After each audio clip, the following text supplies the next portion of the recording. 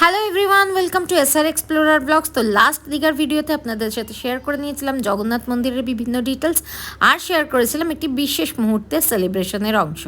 যারা যারা লাস্ট ব্লগটা দেখেনি তারা অবশ্যই দেখে নেবেন।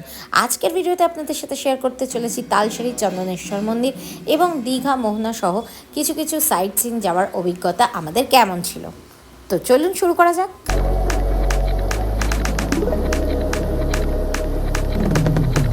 দীঘাতে আমাদের লাস্ট ডে ছিল 14ই জুন 2025। সেদিনকে আর আমরা বাইরে ব্রেকফাস্ট করতে না গিয়ে ঘরেই ব্রেকফাস্টটা আনিয়ে নিয়েছিলাম হোটেলেরই রেস্টুরেন্ট থেকে। আমরা খেয়েছিলাম এগ স্যান্ডউইচ, আর সেদিনকে তাড়াতাড়ি করে রেডি হয়ে আমরা বেরিয়ে পড়েছিলাম দীঘা মোহনা যাওয়ার উদ্দেশ্যে। তার কারণ সেদিনকে সকালবেলার থেকেই কিন্তু ওয়েদারটা ভীষণ সুন্দর ছিল, মেঘলা ছিল। এতদিন তো সকালবেলা রোদের চোটে বেরোতেই পারিনি, তাই যেই না দেখলাম এত সুন্দর একটা ওয়েদার, তাই একটু টাইম ওয়েস্ট না করে তাড়াতাড়ি করে রেডি হয়ে এবং হোটেলের রুমেই ব্রেকফাস্ট সেরে আমরা বেরিয়ে পড়লাম।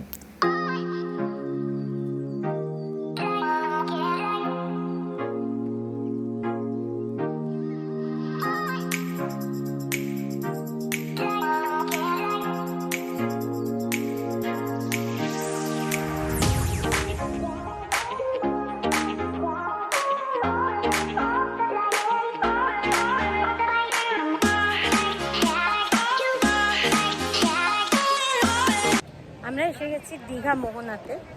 তো এখানে প্রচুর গাড়ির লাইন, প্রচুর লোক এসছে। আর সব থেকে মজার কথা হলো আজকে কিন্তু রোদটা নেই, আজকে মেঘলা হয়ে গেছে।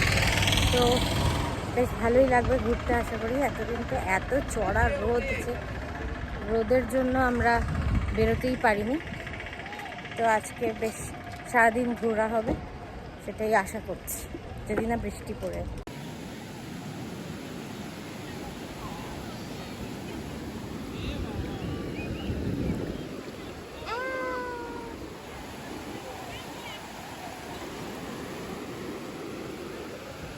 ফাইনালি সুযোগ পেলাম অ্যাটলিস্ট পাটা ভেজানোর। সমুদ্রে আসবো অথচ অ্যাটলিস্ট পাটাও ভেজাবো না, এটা কি মানা যায় বলুন তো? যাই হোক, এর সাথে সাথে দেখুন আমি বিচে কি দেখতে পেলাম। আমি তো ভেবেছিলাম একটা সামুদ্রিক মাছই হবে, কিন্তু সেখানের একজন লোকাল মানুষ জানালেন যে এটা নাকি সামুদ্রিক ব্যাঙ। মানে সত্যি এটা ব্যাঙ? আমি জানি না, আপনাদের কি জানা আছে? জানা থাকলে একটু কমেন্টে জানিয়ে দেবেন তো। তো উনি বললেন এটা ব্যাঙ, এটা মারা গেছে অবভিয়াসলি, তাই এরকম ফুলে বের হয়ে গেছে। এটা কি রে? এটা কি? সমুদ্র। ও বাবা,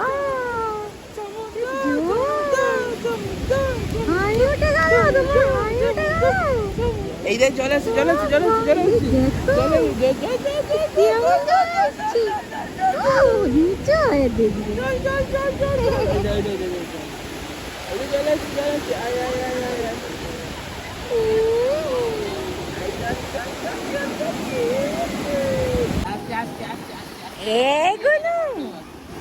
এগুলো নিচেই দেখছে, দেখো। এটা অনেক জল কিন্তু বড়।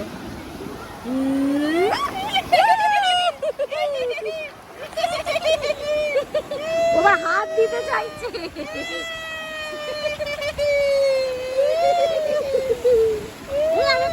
অনেকটা বড়।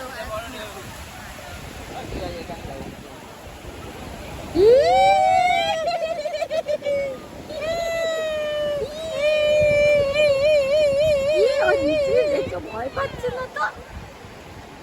এ বাবা, কাদা। এটা কি হলো? ইচ্ছে করে করছি, ইচ্ছে করে করছি। যাও যাও যাও, এই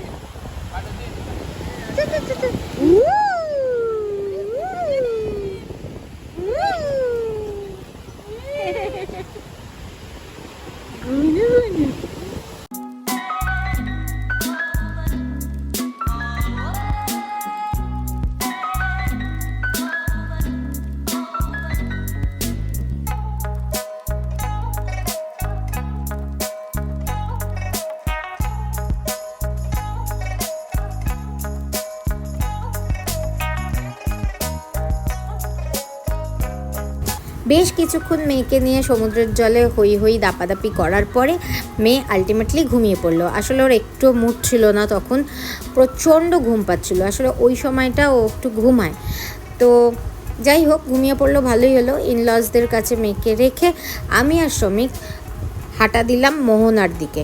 অ্যাকচুয়ালি মোহনাতেই আমরা, এটা মোহনাই বিচ, কিন্তু এক্স্যাক্ট মোহনার পয়েন্ট অবধি আমার ইনলজরা আর হাঁটেনি, বেশ কিছুটা হেঁটে বিচ ধরে গেলে তাহলেই এটা পড়ে। তো আমি আর সামিক পৌঁছে গেলাম। এই যে সামনে দেখছেন একটা পার্টিশন মতন করা, পার্টিশনের ঠিক উল্টো দিকেই কিন্তু আছে মোহনা, যেখানে একদম স্থির জল, আর এই দিকটা সমুদ্রের ঢেউ। কি সুন্দর, কি অদ্ভুত, তাই না?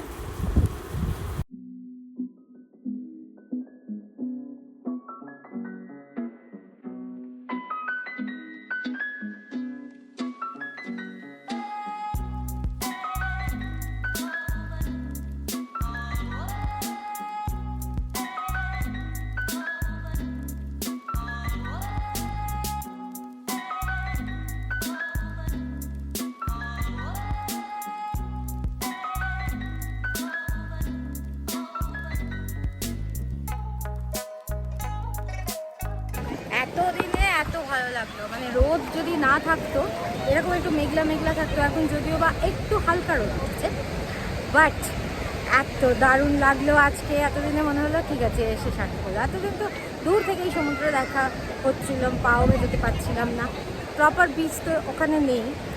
এখানে স্নানের বিচ এত সুন্দর, এবার আমার পুরি ফিল এসছে।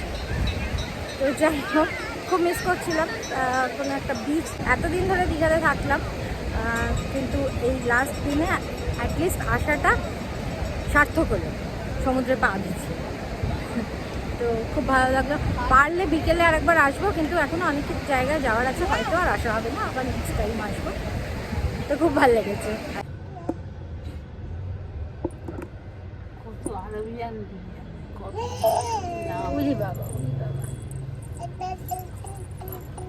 ওই বাবা, খুব আনন্দ হয়েছে সমুদ্রে পা ভিজিয়ে।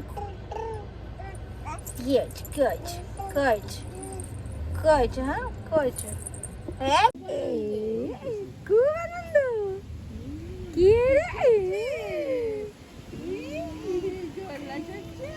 তুমি দোল করছো? হোটেলে ফিরে এসে একটু দোলনা চড়লাম, তারপর ফ্রেশ হয়ে লাঞ্চ করে আমরা আবার বেরিয়ে পড়লাম তালসারির উদ্দেশ্যে। দীঘা থেকে তালসারি কিন্তু খুব বেশি দূর নয়, এটা যদিও ওড়িশায় পড়ছে, বাট মোটামুটি আমাদের তালসারি পৌঁছাতে 20 থেকে 25 মিনিট মতন লেগেছিল গাড়িতে।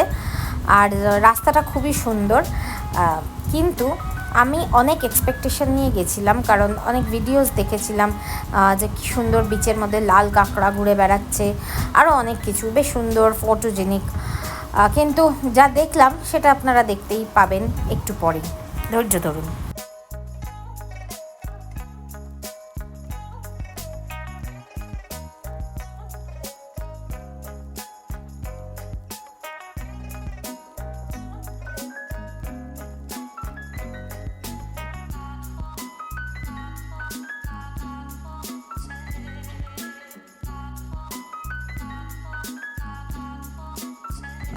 আমরা এখন চলে এসেছি তালসারি সি বিচে। তো এখানে এখন সন্ধেবেলা, মানে একটু পরেই সন্ধে হয়ে যাবে, আর আমরা এখন এখানে কিছুক্ষণ কাটাবো, তারপর আবার ফিরে যাব। মোটামুটি দীঘা থেকে আসতে 15-20 মিনিট মতো টাইম লেগেছে। দেখা যাক, এখানে তো শুনেছি সুন্দর লাল কাঁকড়ার বীজ, কাঁকড়া দেখতে পাই কিনা দেখা যাক। আর আপাতত আমরা পার্কিংয়ে গাড়ি পার্ক করলাম, পার্কিং ফি 20 টাকা করে।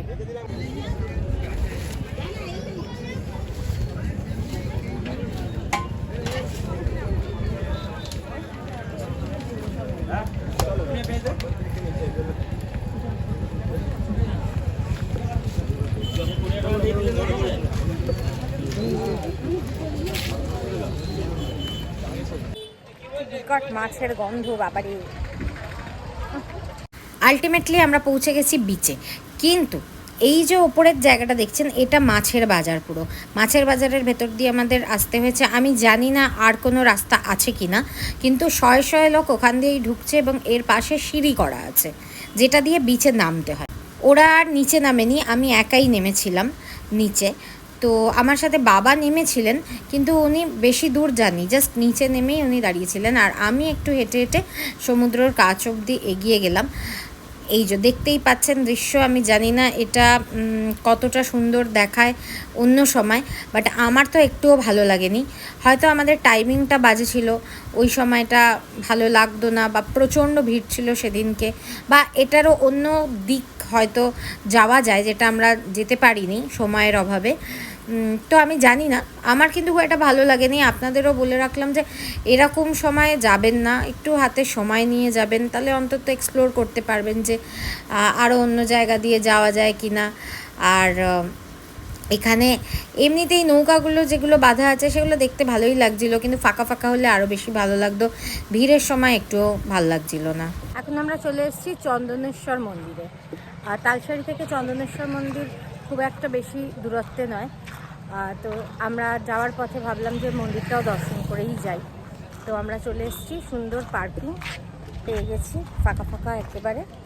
তো দেখা যাক মন্দির খোলা আছে না বন্ধ আছে। এখন মোটামুটি 7টা বাজে।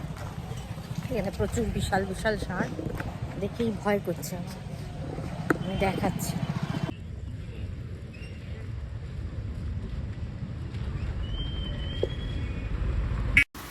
এই যে দূর থেকে দেখা যাচ্ছে মন্দিরের চূড়ো। চন্দনেশ্বর মন্দির তো ভীষণই জাগ্রত, সবাই জানেন নিশ্চয়ই। সত্যি আমার মনে হলো বাইরে যেন সত্যি নন্দী মহারাজ ঘুরে বেড়াচ্ছেন, অত বৃহদাকার ষাঁড় আমি অন্তত কোনোদিনও দেখিনি। তো যাই হোক, এখানে অনেকটা রাত হয়ে গেছিলো, যার জন্য কি দোকানপাট সব উঠে গেছিলো। দেখতেই পাচ্ছেন, আমরা তো ভেবেছিলাম যে মন্দির আদৌ খোলা থাকবে কিনা। মন্দিরে পৌঁছে দেখলাম যে সেখানে সন্ধ্যা আরতি চলছে। সন্ধ্যা আরতি হয়ে মন্দির বন্ধ হয়ে যাবে, যার জন্য বাইরে আর কোনো রকম কোনো দোকানপাট নেই। তো আমরা সুন্দর করে সন্ধ্যা আরতি দেখলাম। সত্যি এত ভালো লাগছিল, এত মনোমুগ্ধকর লাগছিল, কি বলবো, ভাষায় প্রকাশ করা যায় না। আপনাদের সাথেও তার কিছুটা অংশ শেয়ার করে নিলাম। আপনারা দর্শন করুন, আর তার সাথে একবার বলে নিন, হর হর মহাদেব, ওম নমঃ শিবায়।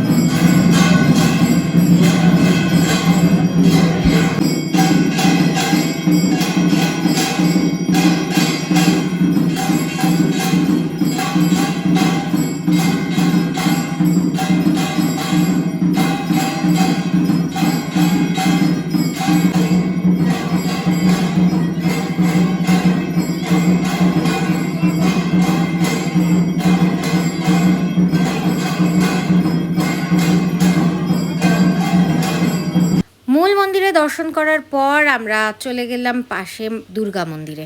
এখানে দুর্গা মন্দিরের পাশে একটা খুব সুন্দর ঘাট বাঁধানো পুকুর আছে, ছোট্ট পুকুর, বেশি বড় না, বাট খুব ভালো লাগছিল। দিনের আলোতে আরও সুন্দর লাগতো, বাট তখন অন্ধকার হয়ে গেছে। তাও আশা করি বুঝতেই পারছেন যে কতটা সুন্দর ঘাট বাঁধানো, চারদিকটা মানে 4টে দিকই ঘাট বাঁধানো, সুন্দর লাগছে। তো যাই হোক, এখানে প্রথমে আমরা মা দুর্গাকে দর্শন করতে গেলাম। সব মন্দিরই তখন প্রায় বন্ধ হবে হবে করছে, সব জায়গায় আরতি হয়ে গেছে, শুধু মূল মন্দিরে বাবার আরতিই তখন চলছিল।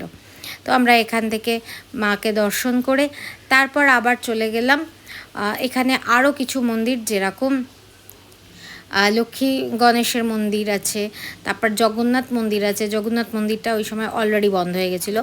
এছাড়াও রাধা কৃষ্ণের মন্দিরও আছে। তা পুরোটাই আমরা ঘুরে ঘুরে দেখলাম। জগন্নাথ দেব ছাড়া আর বাকি সবারই আমরা দর্শন পেয়েছি, আর সুন্দর করে সন্ধ্যা আরতিটা প্রায় পুরোটাই আমরা ওখানে দেখেছি। তো যেটা ভীষণ ভালো লেগেছে, এই যে এটা হলো জগন্নাথ মন্দির, যেটা অলরেডি বন্ধ হয়ে গেছিলো। জগন্নাথ দেবের বোধহয় আমাদের ওই সময় দর্শন দেবার কোনো ইচ্ছে ছিল না, সেজন্য আমরা আর দীঘাতে গিয়ে দর্শন পাইনি কোনোভাবেই জগন্নাথ দেবের। জগন্নাথ দেবকে দর্শন করতে আলটিমেটলি পুরীতেই যেতে হবে। তো যাই হোক, আমরা প্রায় পুরোটাই ছিলাম আরতি অবধি, আরতি শেষ হওয়া অবধি। এবং সবথেকে বড় কথা, আমি প্রসাদও পেয়েছিলাম, যেটা তো আরও বেশি ভালো লেগেছিল। তো যাই হোক, আপনাদের তো এখানে যদি যেতে ইচ্ছে হয় তাহলে অবশ্যই যেতে পারেন। এমনিতেই এখন শ্রাবণ মাস চলছে, তো এখন যদি কেউ দীঘা যাচ্ছেন তো অবশ্যই চন্দনেশ্বর গিয়ে বাবাকে দর্শন করে আসতে পারেন। তবে এই সময় মনে হয় প্রচণ্ড ভিড় হবে, মনে হয় না, ভিড় হবেই, অবভিয়াসলি হবে। তো এটা ছিল রাধাকৃষ্ণ মন্দির। দর্শন শেষে আমরা বেরিয়ে পড়লাম আবার দীঘার উদ্দেশ্যে। দীঘাতে এসে প্রথমেই চলে গেলাম সেদিন নিউ দীঘাতে। নিউ দীঘাতে কিন্তু এতদিন আমরা যাইনি, সেদিনকে গেলাম, একটু এদিক ওদিক ঘুরলাম আর টুকটাক খাওয়া দাওয়া করলাম। দুটো বাঘ আছে এখানে,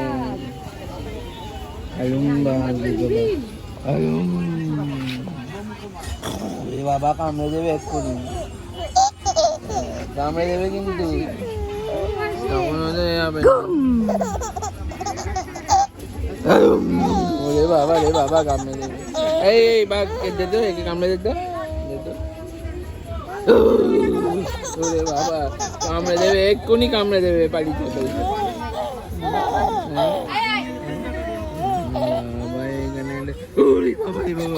ওরে বাবা রে বাবা, ওরে বাবা পালা পালা। এই দেখো, এইটা তো ছোট্ট গুরু বেবি, এ মা এটা তো গুরু বেবি। এইটা এটা কার মতন দেখতে,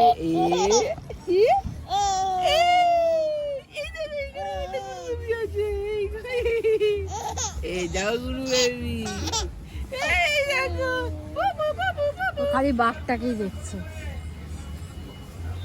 আলুমবাগ, আলুমবাগ, ওরে বাবা, ওরে বাবা গো, ওরে বাবা, ওরে বাবা, এক্ষুনি বাঘটা কি জোর লাল চেঁচালো দেখলি তো, এক্ষুনি হাঁ করলেই ব্যাস, হাঁ করলেই খেয়ে নেবে কিন্তু। ওরে বাবা, বা দুষ্টু করিস না, গুনু দুষ্টু করেনি, আজকে গুনুকে কিছু ভয় দেবে। ওরে বাবা, ওরে বাবা, আমার ভয় করছে গো, আমার খুব ভয় করছে, আমার খুব ভয় করছে। ওরে বাবা গো, আলুমবাগ, আমার খুব ভয় করছে, আমার ভয়।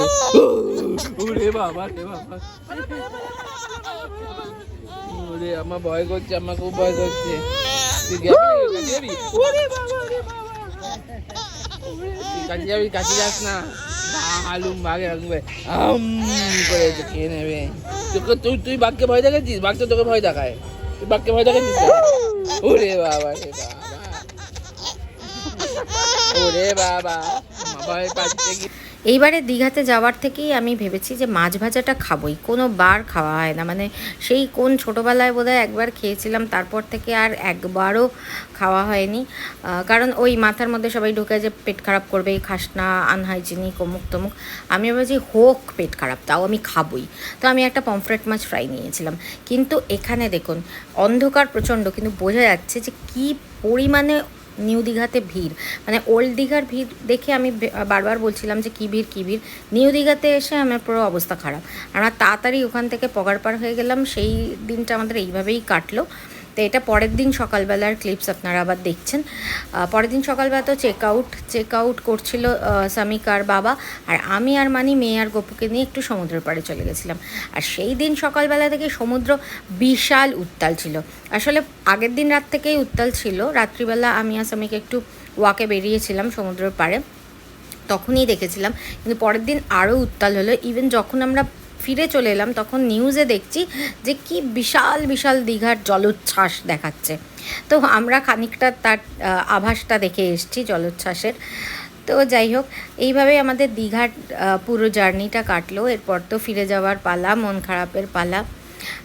তো আর কি, এই ছিল আমার এই দীঘার ব্লগ। গুনুকে নিয়ে আর গপুকে নিয়ে প্রথমবার সমুদ্র দেখা। আমাদের বেড়ানো ওভার, আজকে আমরা চলে যাচ্ছি। আজকে 15 জুন, বেশ অনেক দিনই থাকলাম দীঘাতে। তো সব জায়গায় যা হয়, যাওয়ার সময় মনটা একটু খারাপ হয়, মনে হচ্ছে আরও থাকলে খুব ভালো হতো। তো যাই হোক, আমার ব্লগ যদি ভালো লেগে থাকে তাহলে আমাদের চ্যানেলটিকে সাবস্ক্রাইব করবেন আর লাইক কমেন্ট শেয়ার করতে ভুলবেন না। দেখা হবে নেক্সট ভিডিওতে। Till then, tata.